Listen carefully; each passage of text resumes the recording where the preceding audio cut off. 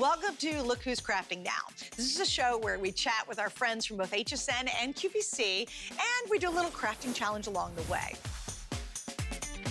Well, she's an award-winning actor, an author, and a mom who loves fishing, shooting on the firing range, and is a mean gamer. Who's joining me today on Look Who's Crafting Now? Laura Prepon.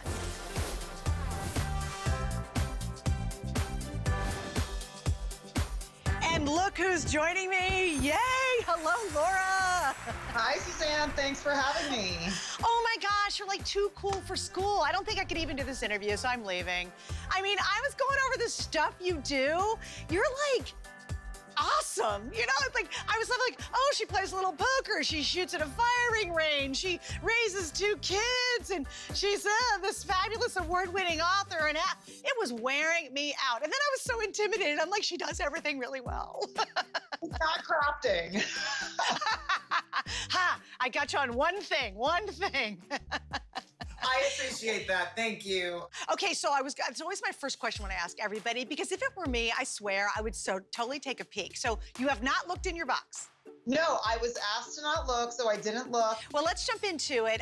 First things first, I want you to pick up the box and show everybody you do have the mystery box. So seriously, your guys' beautiful bow is actually still intact here. And we did this as an ode to your fabulous line that you have here on HSN, which is Prepon, her kitchen collection. If you guys haven't seen it yet, you can go to .com and check it out. So tell us what you see in the box.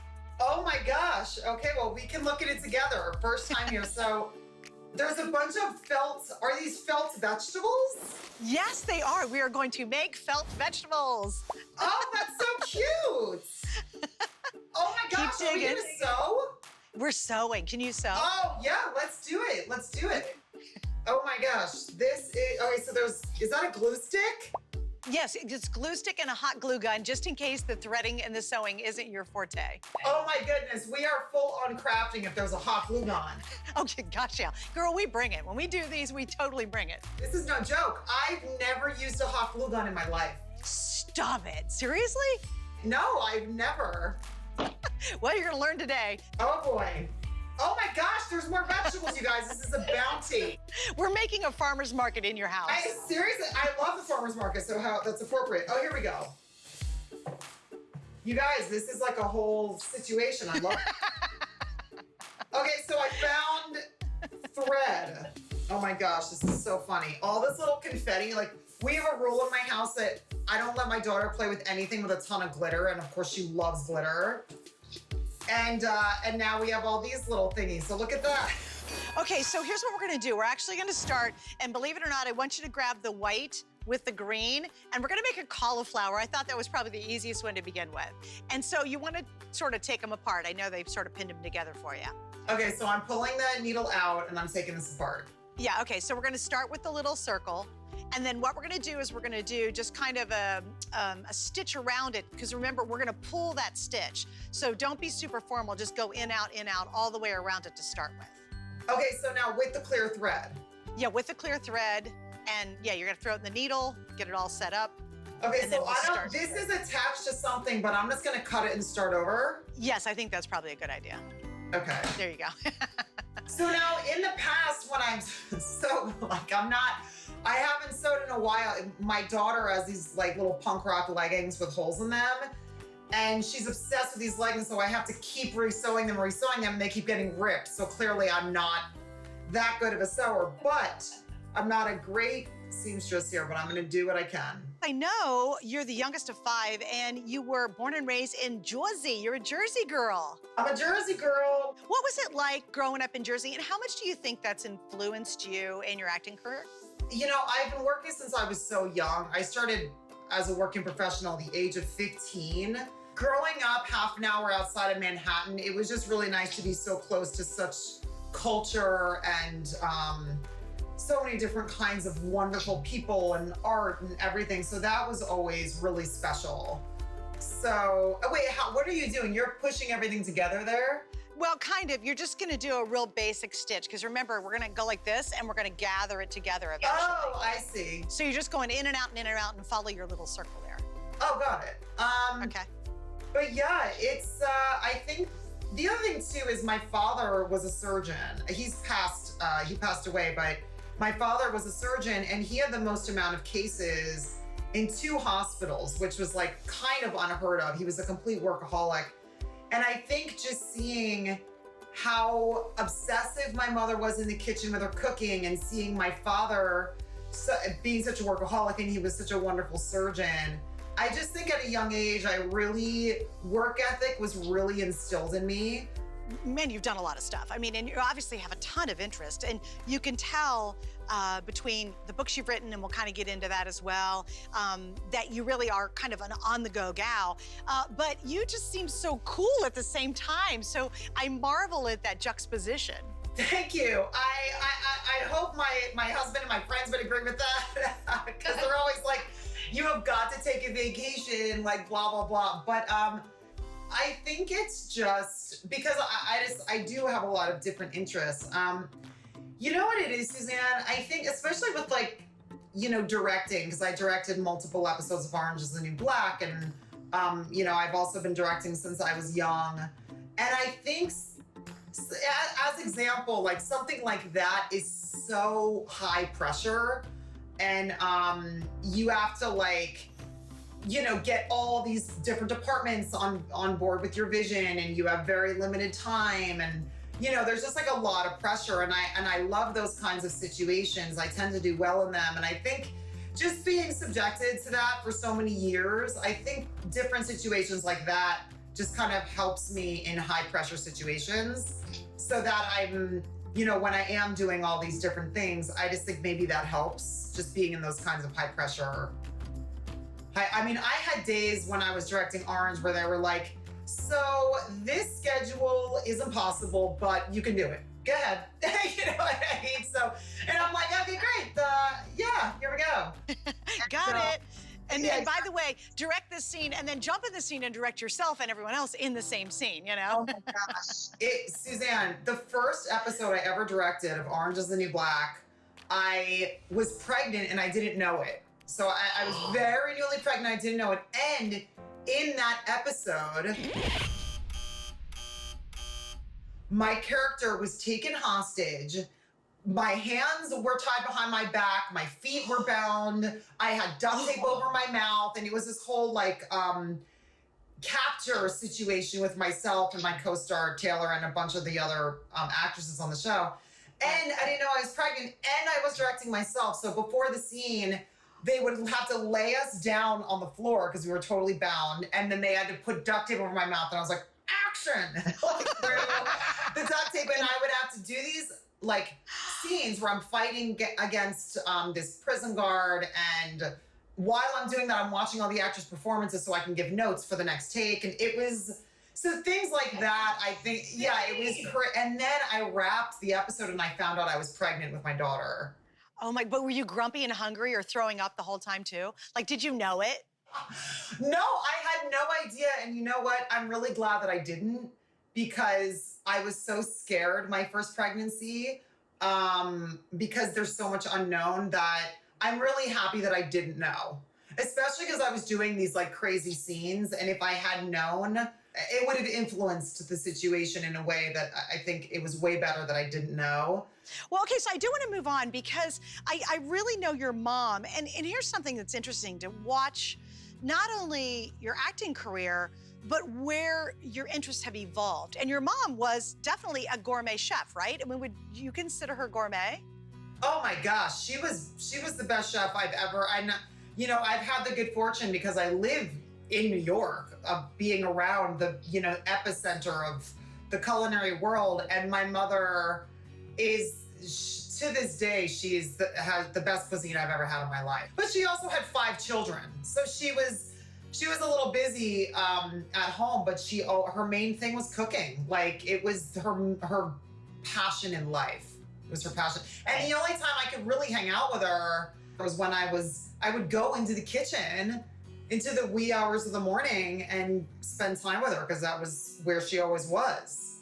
Suzanne, I don't know if I messed this up. Oh, you're doing good. You're doing good. Okay, so are you all the way back around? Yeah, but when I'm pulling it to cinch it, it only cinches like a little bit. It doesn't cinch all the way around. Do you have your hands on the other side where you started? Like grab both the starting point and the end point. But it's holding like super well, so much so that it's not. Oh, it's not pulling. Oh, you are sewing seriously. So yeah, what you're gonna do is now, if you get some cinch, you're gonna pull it as tight as you can at this point. So now we're gonna take your stuffing and you're gonna actually stuff. You should have a pretty good pack of it. Great. Yeah, and we're gonna stuff the stuffing in there.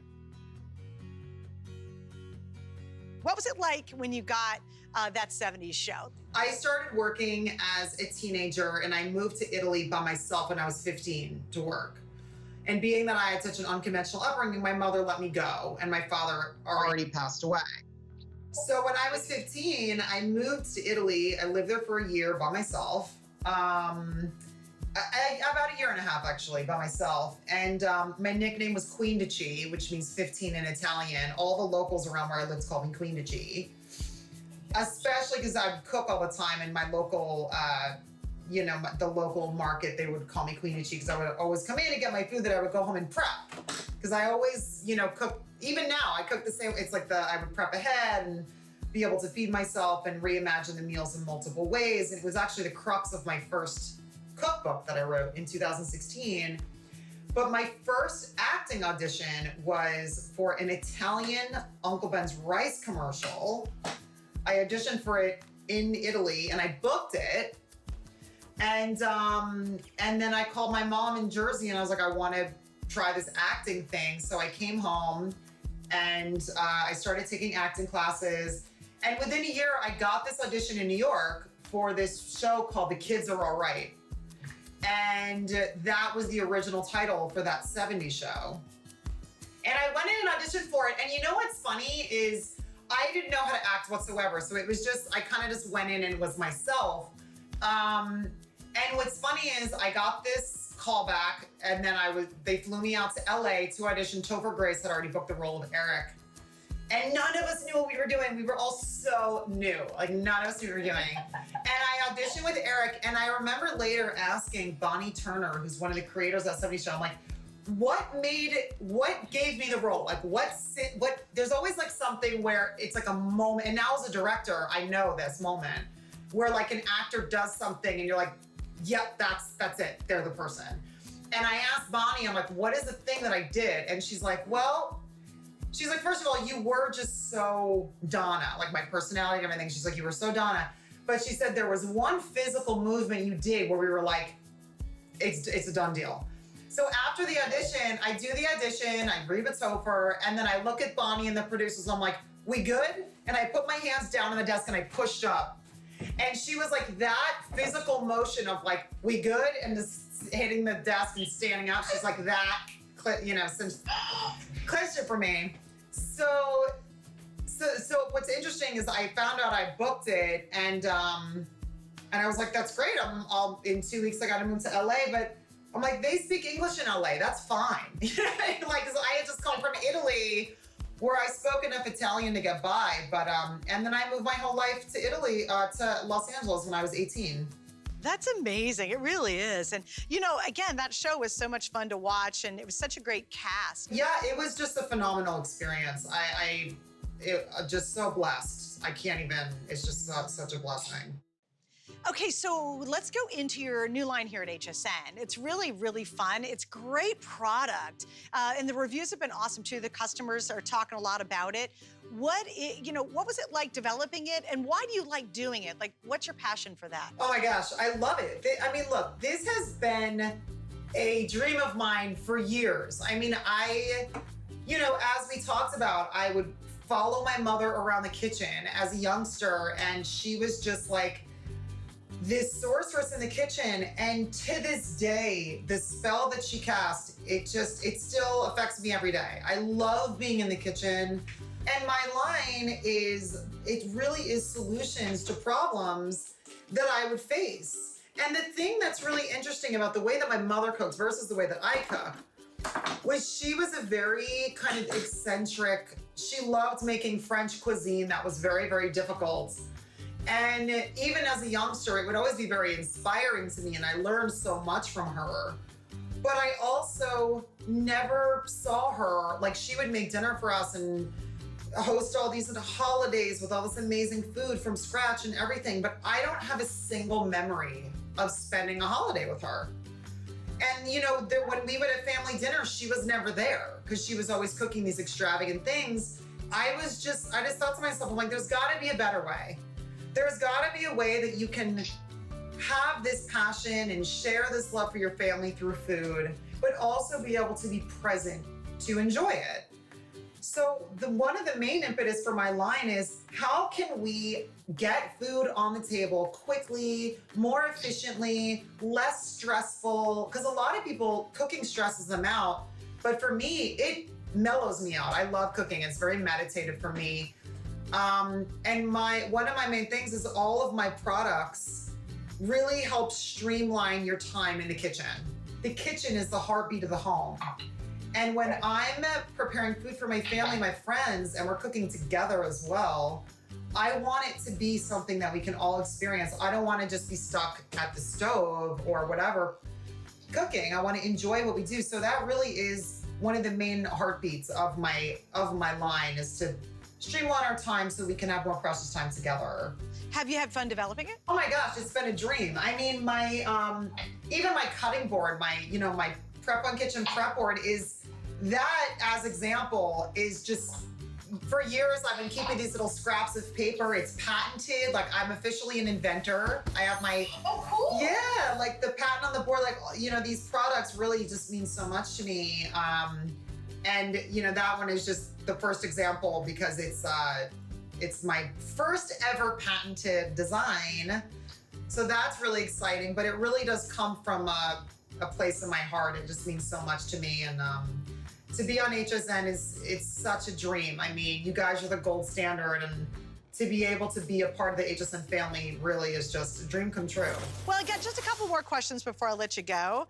One of those is, what is your next big goal? Because obviously, to me, you are the cool girl and the super achiever between, the poker playing, because I know you're an avid poker player, and, all the cool things you've done, and writing, and the product line here, and on and on and on. What do you see as the next big thing you'd like to do? Because you definitely are getting into a lot of directing. What do you want to do? Thank you. Prepon Kitchen just launched in May. So Prepon Kitchen is something that is so important to me because it has been a dream of mine for so long. But in addition to Prepon Kitchen being my priority right now, I'm always looking at different things to direct. And, of course, I'm still an actress and I'm, acting things. But now that I have 2 young children, everything has shifted. It really has. The way that I look at what I take on now, because I don't take on anything unless I'm 100% behind it. Like, I just can't. If my heart's not in it, I can't do it. And now that's shifted so much, having 2 young children, that my wants and needs for work are completely different. So right now, I'm, in terms of acting and directing, it really would have to make a lot of sense for my family. But I love it so much, so I will always do it. But Prepon Kitchen right now, because it's here, it's out, people are getting it in their hands, and it's so important for me to, because it's such a baby of mine. It's like a third child. I'm trying to just, get it out into the world in the most wonderful way possible. And I have so many ideas and different things with Prepon Kitchen that it's all about. Prepon Kitchen is my priority right now, for sure. When you're old and gray and you look back, what do you want people to remember you for? One thing that I always say, which I truly believe, is that there's only one you. There's only one you. So if you are given a line, or if you are given a dance, or if you are given a performance, or whatever it is, nobody else will do that the way that you do it. So, and that's something that I think is really important, is just embracing that individuality of who you are. And if I can help remind people of that, then I feel like I've done my job. Because there's so many times where people ask me, like, how do I break in? What do I do? And it's with any industry, There's only one you, there's only one me, there's only one Jonathan and Evelyn, you know, you guys are behind your camera right now. But it's really embracing that and knowing that nobody else will do whatever you want to do quite like you is something that I think is really important, and, you know, to embrace that. And if I can help remind people of that, and just kind of keep that message going forward, I'll be really happy. And I tell my kids that all the time. I mean, they're young, but I really try to, you know, especially my daughter, she's already being influenced by all these people around her. She just started school, and right now she's in a camp, and, you know, she's been, you know, with the pandemic, she hasn't been around a lot of kids. So it's been really interesting seeing her trying to understand herself, being around these other peers. So from a very young age, I'm just trying to, you know, remind them of that. And I just feel like that's really important. Okay, what do you want to show your carrot first? You show your carrot, and then I'll show mine. Oh, that's okay. That's a little cheat, maybe. I don't know. Look at mine with his little Oh sad my ears. gosh, the little floppy bunny ears. That's apropos. Bunnies eat carrots. Yeah, I didn't think about putting him in closer. That looks so cute. All right, Oh my that's the first goodness, one. Let's show your tomato. Did you get to the tomato? I did. Okay, let's see your tomato. Oh, cute! That turned out really cute. Oh my God. I feel like this, so here's the thing, because of my sewing method, which clearly didn't work, none of them cinch up. They're all open at the bottom, but look, they lay flat like that. That's so cute. And then look, my poor little cauliflower. Look at the odd shape. Oh my gosh, you did it oh, so I should have put this on the top. Yeah, you cover the hole. Oh, that's so smart. With the thingy, so it's like that part. Suzanne, this is what I'm saying. No one will make this cauliflower exactly like you or exactly like me. That's right, and that's what makes us both very special. Exactly, we are special. Well, on that note, I'm gonna let you go. Thank you for all your time. I know you're wickedly busy, but it has been an absolute honor and delight to hang out with you for a little bit. Thank you. Thank you for having me, Suzanne. This was so much fun. Bye, thank you. Wasn't that amazing? I love talking with Laura, and I totally appreciated her time today. If you'd like to make our little felt veggies, or you'd like to get ideas for crafting, be sure to check out hsn.com and search crafts. You'll discover a ton of great tools and supplies for your crafting projects. And don't forget to check out more episodes of Look Who's Crafting Now.